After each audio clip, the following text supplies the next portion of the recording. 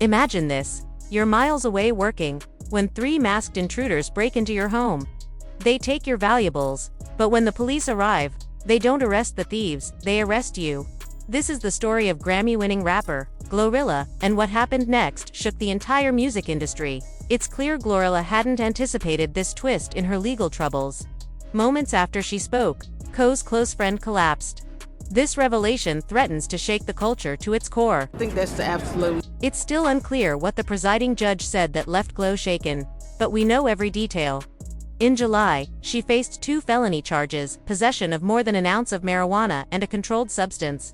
The accusations, however, didn't stem from an undercover sting or an FBI raid, and no relatives were involved. Instead, 3 masked intruders broke into her Forsyth County, Georgia home, stealing valuables and fleeing when someone inside opened fire. The most infuriating part is that before she was even near the property, they had already invaded her space. At the time, she was in Indianapolis, handling business like a pro, performing at the WNBA All-Star Game and securing her bag, while they attempted to take away what she had worked so hard to earn. People were caught trying to steal her stuff. They even got shot at and ran off. Cops showed up looking for the burglars, but instead they say they smelled weed, got a warrant, and ended up charging Glo after discovering a significant amount of marijuana in her mask. GloRilla's real intruders walked free, yet she faces serious felony charges, a situation she refused to stay silent about. While performing at the WNBA All-Star Game in Indianapolis, she took to social media, blasting the backward priorities of a system more focused on cannabis than catching those who broke into her Forsyth County home. She wasn't there during the invasion, yet she was the only one arrested. A fact her legal team called proof she was the true victim. No suspect has been caught, and the thieves remain at large. Still, GloRilla stayed on her grind, posting her $22,260 bail the same day and refusing to let the legal fight derail her ambitions. If convicted, she could face 1 to 10 years in prison, though no trial date is set. This isn't her first run-in with law enforcement. In April 2024, she was arrested in Gwinnett County for DUI after a U-turn at a red light, leading to charges of open container, DUI, and disobeying traffic control devices, all captured on body cam footage that also revealed a wardrobe mishap. Earlier in her past, she faced a shoplifting misdemeanor in Tennessee, though exaggerated rumors about her criminal history have since spread online. 3 years in jail. Wow. Yeah, I did. Except from stealing from Kmart cereal. Yeah. That don't sound right. No, I want you to be honest, because you've got this on the paper. I don't like the fact that you dug that up. No, we gonna cut the cameras. No, but dead ass, like, you didn't go to jail for 3 years. Although a circulating video led many to question whether GloRilla had actually been jailed, the evidence shows that the theft charge was minor compared to her current legal battles. The most severe case she has faced came from a tragedy on March 5, 2023, when 3 women died in a stampede at a Rochester, New York concert she co-headlined with Finesse. Panic over false gunshot rumors caused 2 separate rushes at the Main Street Armory, killing 33-year-old Rondisha Belton, 35-year-old Randy Miller, and 35-year-old Aisha Haskins Stevens, and injuring several others. The aftermath brought major legal consequences. The victims' families filed wrongful death and negligence lawsuits against the city of Rochester, security companies, event producers, venue owners, and local police and fire departments. Additional lawsuits followed, including a large collective case filed in June 2024 in New York State Supreme Court. While GloRilla avoided criminal charges since the panic wasn't caused by her actions, she still faces ongoing civil litigation, with no settlements or public trials as of July 2025. Comparisons have been drawn to the Travis Scott Astroworld disaster, where lawsuits ended in out-of-court settlements. Though GloRilla expressed public condolences to the victims' families, she has not spoken further on the case. Her legal troubles extend beyond wrongful death claims. In early 2025, rapper Ply sued her for copyright infringement, alleging her track Wannabe with Cardi B and Megan Thee Stallion used his 2008 song without permission. That lawsuit was dropped in March 2025, likely after a private resolution. Yet disputes kept coming. In June 2025, Louisiana influencer Natalie Henderson sued her for using the trademarked phrase, "No BBL," a term promoting natural bodies in songs and merchandise without approval. Business conflicts had already been heating up in May 2024, when Atlanta investor Aristotle Varner Jr. filed a separate case against her. Atlanta investor Aristotle Varner Jr. accused GloRilla of scamming him out of $400,000, claiming he had paid her for business consulting and social media promotion. A dispute emblematic of the financial conflicts that can arise when artists transition from independent hustlers to major label stars. Industry tensions weren't new for her. In 2022, she clashed publicly with producer Hitkid over ownership and royalties for her breakout single F&F, Let's Go. After signing with Yo Gotti's CMG label, accusations flew on social media, with both sides hinting at legal action. But no lawsuit emerged, and the dispute was ultimately settled in private. GloRilla's ongoing saga underscores systemic problems in how law enforcement treats successful Black women, especially when the actual perpetrators of crimes against them remain free. As long as the masked intruders who broke into her home face no consequences while she risks prison. Her case stands as a broader commentary on entrenched injustice, a point echoed loudly by community voices rallying in her defense. Else, if it was another Jane Doe, just because it's GloRilla, they make a big deal out of it. If it was Lakeisha down the street, it would have been nothing. She wouldn't even been there. So how do you know somebody that planted drugs? How do you know somebody in her family? One advocate called the situation the craziest thing they'd heard, pointing out that GloRilla wasn't even present during the incident and that no one fully knows what happened. Through it all, she has remained composed and loyal, speaking honestly about her circumstances while avoiding any comment that could harm her case. The numerous lawsuits she faces serve as a sobering reminder of the complex challenges that come with rapid success in the music industry. Her greatest hurdle now is navigating these legal constraints without losing her artistic drive or street credibility. It's a remarkable journey. Gloria Hallelujah Woods rise from singing gospel hymns in a North Memphis church to having crowds nationwide shout her lyrics. Born July 28, 1999, in Memphis, Tennessee, she was the seventh of 10 children in a deeply religious family in the Fraser neighborhood, a place known for producing real talent and authentic street presence. Homeschooled until 5th grade before attending Melrose High School, she grew up deeply influenced by family values and church traditions. Initially aiming to be a singer, she began in the church choir, but losing her voice at 16 pushed her toward rap, a twist of fate that set her on a Grammy-winning path. The early years were far from overnight success. She spent years perfecting her craft and building a local audience, releasing her first mixtape in 2019 and her Status EP in 2020, both showcasing her Memphis sound and raw storytelling. Her breakthrough came in July 2022, when she became the first female artist signed to Yo Gotti's CMG label, proving she was no one-hit wonder. Follow-up tracks like Tomorrow and its remix Tomorrow 2, which gave Cardi B her first Hot 100, Top 10 and went double platinum, showed her versatility and ability to collaborate with major artists without losing her Memphis edge. Her 2022 album Anyways, Life's Great peaked at number 11 on the Billboard 200, cementing her status beyond singles. Her ability to hold listeners' attention over an entire project marked her as more than a fleeting trend. 2024 proved to be her breakout year, starting with the April release of her debut commercial mixtape, Ing Ing, which reached number 18 on the Billboard 200. The bigger milestone came in October 2024, when her first studio album Glorious debuted, at number 5 on the Billboard 200 with the highest first-week sales of any female rapper that year. The album produced certified singles like TGIF, Hot 100 Peak, number 50, Wannabe with Megan Thee Stallion, Top 40, and Yaglo, each reinforcing her ability to succeed commercially without sacrificing her street credibility. Fans connect with her grounded personality, faith, and resilience, qualities that stem from her journey from church choir singer to rap star. As she puts it, she feels blessed and determined to keep pushing forward. Her versatility shines through collaborations such as Wham! With Moneybagg Yo, Just Say That with Duke Deuce, FTCU, with Latto, featuring Gangsta Boo, and Sticky with Tyler, the creator, from his Chromacopia album. These partnerships span generations and styles, proving her adaptability in hip-hop. Industry recognition has been steady. Best New Hip-Hop Artist at the 2022 BET Hip Hop Awards and 2023 iHeartRadio Music Awards. The Dr. Bobby Jones Best Gospel Inspirational Award at the 2025 BET Awards for Rain Down on Me, and the Billboard Women in Music Powerhouse Award.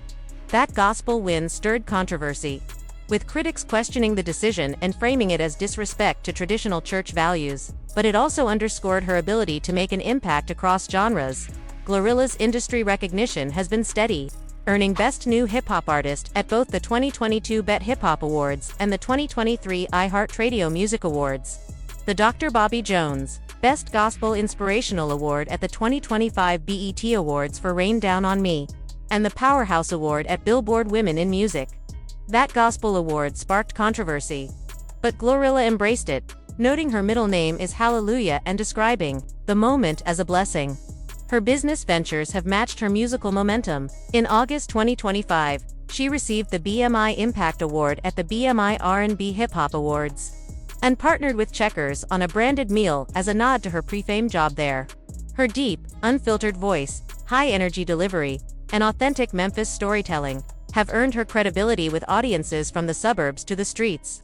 Rooted in North Memphis, her lyrics reflect real struggles and triumphs, giving her music a sincerity fans instantly recognize. Collaborations with artists like Yo Gotti have further cemented her standing, while her work captures both the aspirations and realities of young people from similar backgrounds. From her 2019 debut mixtape to her Grammy win, GloRilla's rise has been one of the fastest in modern hip-hop, driven by her genuine personality and the power of streaming to amplify authentic voices. Beyond music, her personal life draws attention for its candor. She openly discusses her preference for older men, belief in 50-50 relationships, and commitment to celibacy, often challenging norms about women in rap. As of mid-2025, she maintains she is single, with her dating history consisting mostly of unconfirmed rumors, short-lived connections, and pre-famed relationships, leaving her love life as much a subject of speculation as her career is of admiration. Some of GloRilla's approach to relationships stems from difficult past encounters. She has openly discussed early romances, including 2 long-term relationships with men who didn't own cars, one of which left her deeply traumatized and shaped her ability to trust. Calling those experiences degrading and admitting she was foolish for staying in them, she's made her boundaries clear.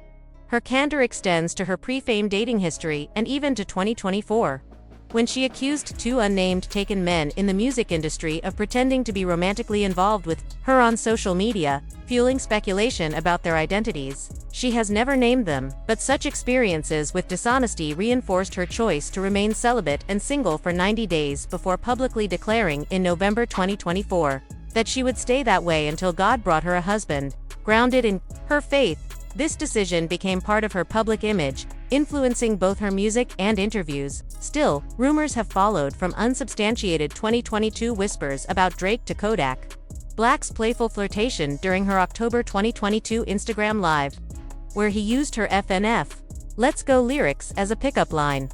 He later admitted his crush but said their meeting was just a joke, and nothing came of it. In February 2024, she sparked headlines by posting a photo with NBA player Damian Lillard during All-Star Weekend, captioned with interest in him and dismissing concerns about his ex-wife, though Lillard denied any romance. Another widely discussed moment came in October 2024, when her on-camera chemistry with journalist Speedy Morman during a Complex 360 interview ignited dating speculation, hinting at a connection that remained unconfirmed. By 2025, many of GloRilla's rumored romances had proven to be more smoke than fire, often fueled by social media snapshots, cryptic captions, and the feverish imaginations of fans and blogs. While celebrity culture thrives on speculation, her dating history in the public eye has been more about narrative than confirmed reality. One of the earliest and most lighthearted examples came with her playful connection to journalist Speedy Morman. The pairing first made waves after the two appeared together in a casual, flirty exchange during an interview segment, prompting headlines that hinted at a possible romance. However, the buzz came to an abrupt and humorous end when both revealed it had all been part of an April Fool's joke. Far from an awkward reveal, the two leaned into the comedy of it, publicly clarifying that they were simply good friends and had never dated. The incident underscored how easily the internet can take a moment of chemistry and turn it into a storyline.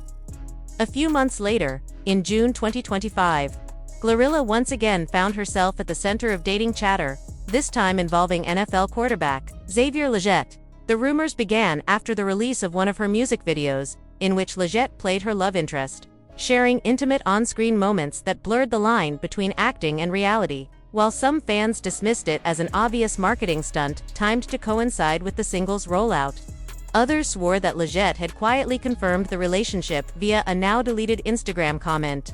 Neither party issued a definitive statement, leaving the story suspended between gossip and guesswork.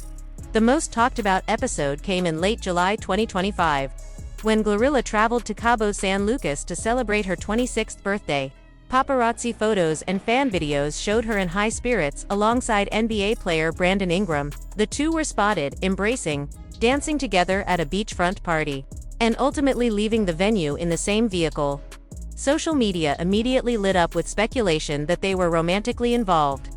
Both GloRilla and Ingram, however, denied being in a relationship, attributing the interaction to friendly celebration rather than romance. Even her professional relationships have not escaped scrutiny. In early 2025, whispers began to ripple through the entertainment world, whispers that her label boss, Yo Gotti, had quietly ended his relationship with longtime partner Angela Simmons because of an alleged closeness with GloRilla. The story didn't start with a tabloid headline. It began in the corners of social media, where a few speculative posts snowballed into threads filled with screenshots, video clips, and side-by-side images. Fans pointed out how often Yo Gotti and GloRilla had been seen together in recent months, backstage at shows, walking into award ceremonies, or laughing over casual dinners that, to most people, might have looked like ordinary business meetings. But to an audience primed for intrigue, those images became clues in a larger, imagined puzzle. Part of what fueled the gossip was the nature of their professional relationship. GloRilla has never been shy about crediting Yo Gotti for giving her one of her biggest career breaks. Signing to his CMG label had transformed her from a promising Memphis rapper into a national name. And their mentor-protege dynamic was something both of them discussed openly in interviews. They praised each other's work ethic, spoke with genuine admiration, and seemed to share a deep creative trust and undeniable chemistry, though not necessarily of the romantic kind. Still, in the court of public opinion, chemistry can easily be in video after video, body language was dissected. If Yo Gotti leaned in to speak over the noise of a crowded event, it was cast as intimate whispering.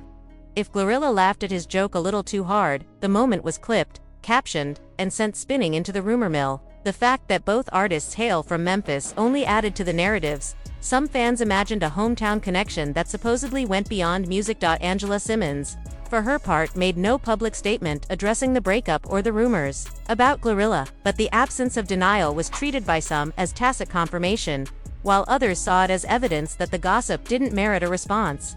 The ambiguity only kept the conversation alive. GloRilla herself eventually broke her silence, but only briefly. In a short interview clip, she dismissed the claims as baseless, saying, "People see you working with somebody, and they want to make it something else. That's all it is." Her tone was calm, almost amused, but the moment revealed a deeper truth about the way fame functions once speculation catches fire. Even the most straightforward professional bond can be recast as scandal. No credible evidence ever emerged to support the allegations.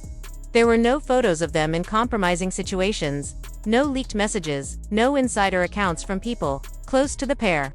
The narrative had been built almost entirely on public appearances and the audience's tendency to blur the lines between business partnership and personal intimacy.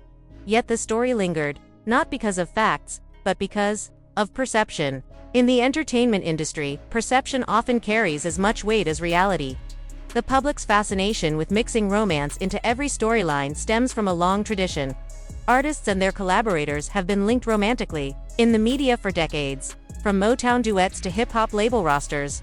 Sometimes the rumors turn out to be true. More often, they're just smoke without fire, but the smoke alone can be enough to shape a career's narrative. For GloRilla, the episode was another example of how quickly the internet can shift the focus away from music. She had spent months promoting her latest project, touring, and delivering high-energy performances. Yet much of the conversation online revolved around who she might be dating rather than the songs she was releasing. That tension between artistry and spectacle is one that many female artists have had to navigate. There's also a gendered dimension to how these rumors unfold. Male artists who mentor younger female talent often face speculation about romantic involvement, but the scrutiny on the woman is usually harsher. In GloRilla's case, some critics accused her of using personal connections to advance her career. Despite the fact that her track record charting singles, award nominations, and viral moments speaks for itself, it's a familiar double standard. Professional achievements become overshadowed by imagined personal entanglements. Yo Gotti, who has cultivated a reputation as both an artist and a businessman, appeared unfazed publicly. He continued to post about label successes, announce new signings, and celebrate CMG's milestones. If the rumors bothered him, he didn't let it show. In a way, his silence reinforced GloRilla's own dismissal of the speculation. They simply kept working, as if the noise outside the studio walls didn't exist. But in the digital era, the noise is hard to ignore. Every new photo of them together reignited the cycle of commentary. Fan pages and gossip accounts reposted old clips alongside new ones, drawing imaginary timelines of their supposed relationship.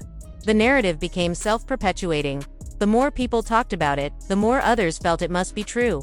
This phenomenon isn't unique to GloRilla and Yo Gotti. It's part of a broader cultural pattern in which celebrity collaborations are often viewed through a romantic lens. Whether it's two actors starring in a movie, musicians recording a duet, or an athlete appearing in a music video, audiences are quick to assume that on-screen or on-stage chemistry reflects real-life feelings. It's an assumption that keeps gossip sites in business and hashtags trending, but it also distorts the reality of how the entertainment industry operates. In the end, the rumor about GloRilla and Yo Gotti told us less about them and more about the way we consume celebrity narratives, our appetite for drama, and our readiness to believe that every partnership hides a personal secret. It highlighted the thin line between perception and reality, a line that gets even thinner when social media is involved. For GloRilla, the takeaway seemed clear.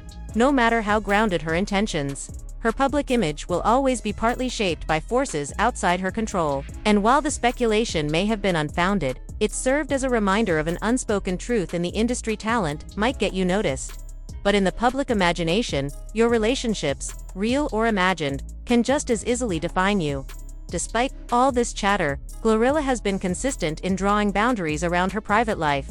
She has spoken candidly about past relationships, her preference for older men, and her belief in balanced partnerships, often rejecting the idea that one person should be financially or emotionally dependent on the other. Advocating for a 50-50 approach to relationships, she positions herself against traditional gender roles, framing equality as both empowering and practical.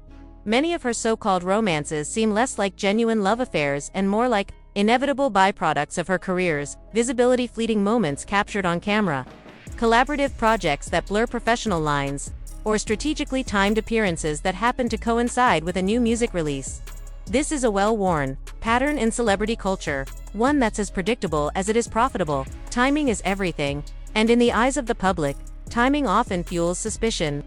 A viral moment here, a red carpet appearance there, and suddenly a friendship or purely professional interaction is rebranded as a potential romance.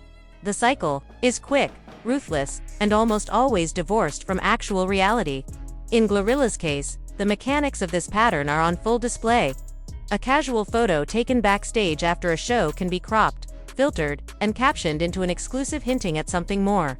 A music video with an on-screen love interest part of the job description for many artists is dissected frame by frame, with fans and bloggers convinced that the chemistry must be real. Even the simple act of attending the same industry event can be spun into a narrative if the right camera angle catches an exchange of smiles or a lingering handshake.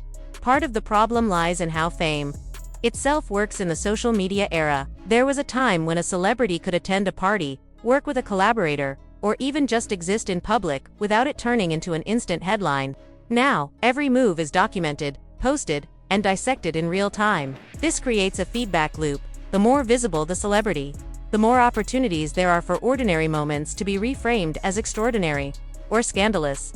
The entertainment industry knows this, and in some cases, leans into it. Publicists understand that the right kind of rumor can keep an artist in the spotlight during a promotional cycle. A carefully timed public appearance with another high-profile figure, whether it's at a sporting event, an afterparty, or an awards show, can generate millions of dollars worth of media coverage without a single ad buy. Even if the romance is non-existent, the chatter can drive streams, ticket sales, and social engagement. For female artists, however, the stakes are different. While male stars might be applauded for their supposed conquests, women often find their artistry overshadowed by endless speculation about their love lives. In GloRilla's case, the attention can feel particularly skewed. Her musical accomplishments charting singles, sold-out shows, and industry accolades often share headlines with rumors linking her to collaborators, label mates, or even celebrities she's only met once in passing. This is where celebrity culture becomes a kind of theater. With each player assigned a role whether they want it or not, the public doesn't necessarily want the truth. It wants a story. And so, every time GloRilla works with a male artist, attends an event without a female friend in tow, or shares a playful moment in an interview, it becomes fodder for a narrative that might have little to do with reality. The effect can be exhausting. Imagine trying to promote your art while strangers on the internet create elaborate timelines of your supposed romances, connecting dots that don't exist. One week, she's linked to an NFL player because he made a cameo in her music video. The next, it's a producer she happened to hug at an awards show. The speed at which these rumors evolve means she rarely gets the chance to address them before the cycle moves on to the next relationship. It's also worth noting that not all of these rumors are entirely organic.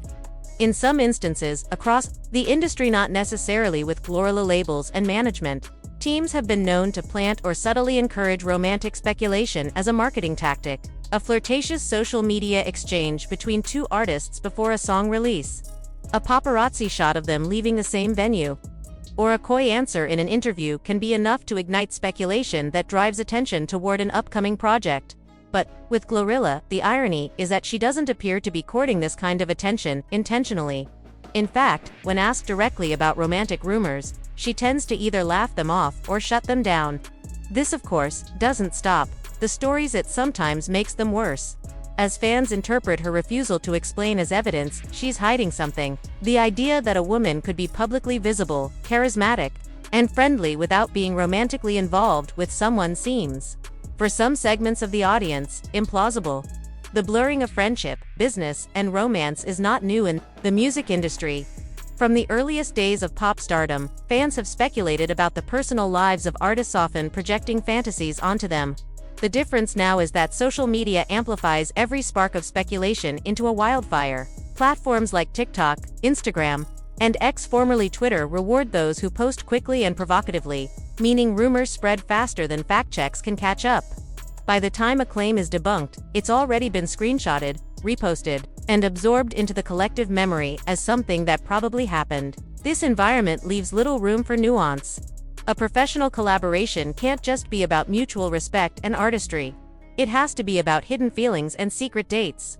And so, GloRilla's career milestones are often narrated alongside an ever-rotating cast of supposed partners, as though her love life were as much a part of her brand as her music. The real danger here isn't just the distraction from her work, but the way these stories can subtly shape public perception. When an artist's name becomes synonymous with relationship rumors, it can overshadow the qualities that built their career in the first place. For GloRilla, whose rise has been marked by authenticity, grit, and undeniable talent, it risks distorting the story she's worked so hard to tell. In the end, the pattern says more about the audience than it does about her. It reveals a cultural impulse to turn every visible woman into a romantic figure, to measure her worth not just by her achievements but by who she's supposedly dating.